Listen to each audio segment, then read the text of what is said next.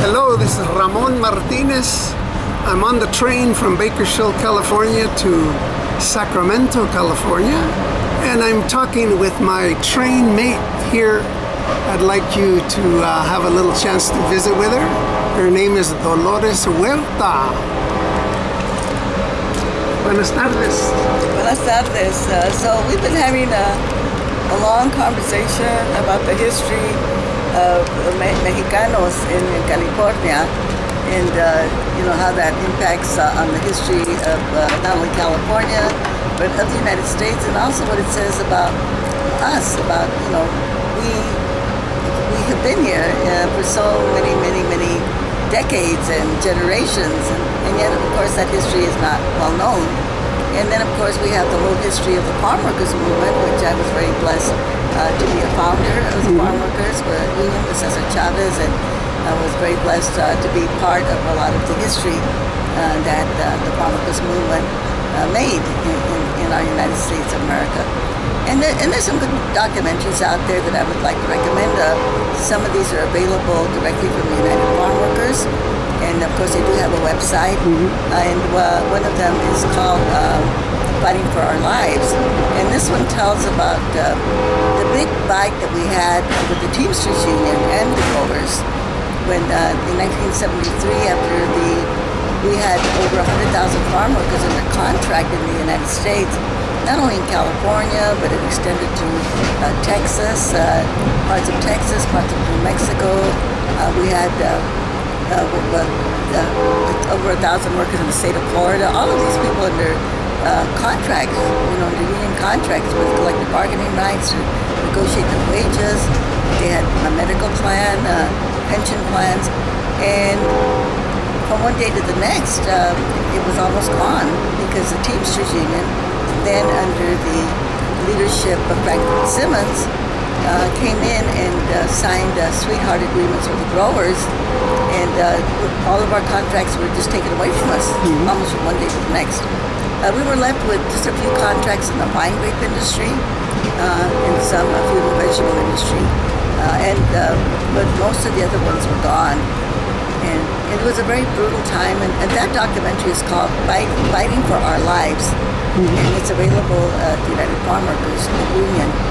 There's another good documentary that was made by the Southern Poverty Law Center called Viva la Causa, and that is another very good documentary because it is told by the people that worked with the farm worker movement, by some of the farm workers, and by many of the volunteers and members of my own family that they were, you know, involved in the union also when they were young.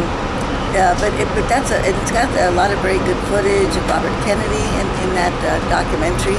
A little bit of the history. It's actually a documentary that's been made mostly for schools, and so I would recommend it. It's free. The only thing you have to do is pay for the shipping cost. But it's called Viva la Causa, and you can get it from the Southern Poverty Law Center in Montgomery, Alabama.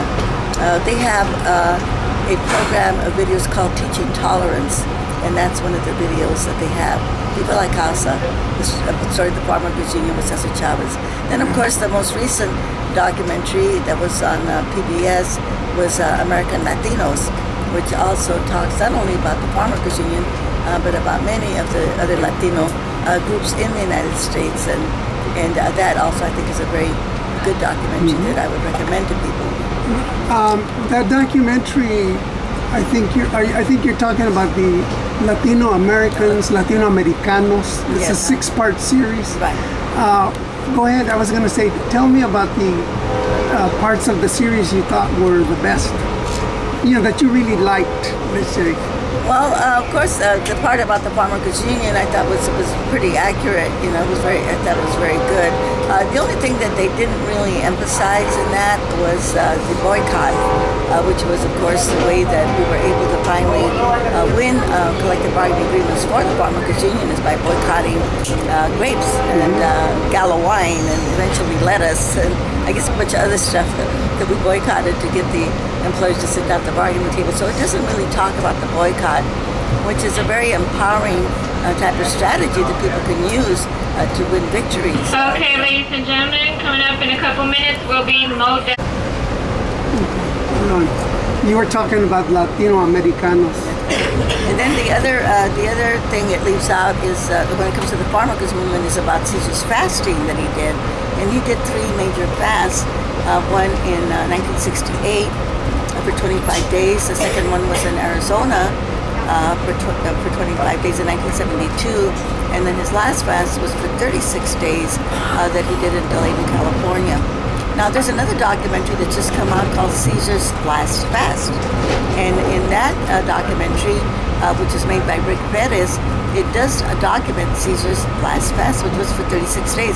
And Caesar's last fast that he did was because of the pesticides on our food, and so many of the farmworker children that were dying, and not only the children but the families also were dying of cancer.